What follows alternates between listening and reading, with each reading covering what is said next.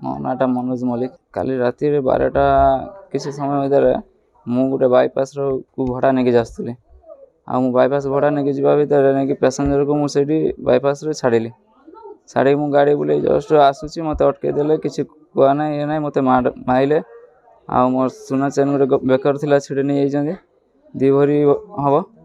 ଆଉ ଗୋଟେ ଭେସଲେଟ୍, ଆଉ ମୋର କିଛି ପଇସା। ଉଦ୍ଦେଶ୍ୟ ତ ମୁଁ କିଛି ଜାଣିନାହିଁ। ସେ ପିଲା ଭିତରୁ ଗୋଟେ ପିଲାକୁ ଯାହାକୁ ମୋତେ ମାରିଥିଲେ 10 ଜଣ ପ୍ଲସ୍ ଥିଲେ, ସେ ମାନେ 10ରୁ 15 ଭଳିଆ ଥିଲେ ସେ। ତା ଭିତରୁ ମୁଁ ଗୋଟେ ପିଲାକୁ ଦେଖିତେ ପାଇଲି ଯେ ସେ ପିଲା ଆଗରୁ ଅଟୋ କିମ୍ବା ବାଇକ୍ ସେସବୁ ମାନେ ଛଡ଼ାଛଡ଼ି କରେ।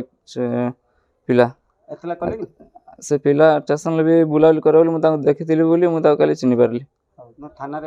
ଆଜ୍ଞା, ରାତିରେ କାଲି ମୋତେ ଯେତେବେଳେ ମାରିକି ସେ ଜଷ୍ଟ ମୁଁ ଯାହାକୁ ପ୍ୟାସେଞ୍ଜର ଛାଡ଼ିଦେଲି ବାଇପାସ୍ରେ, ସେ ପ୍ୟାସେଞ୍ଜର ମୋତେ ମାରିଲେ ବେଳେ ସେ ପ୍ୟାସେଞ୍ଜର ଆଉ ଗୋଟେ ଭାଇ ତାଙ୍କର ଆସୁଥିଲେ, ଘରୁ ବାହାରିକି ଆଇଲେ, ଆଉ ଇଏ ଦୌଡ଼ିକି ପଳେଇଲେ ସବୁ।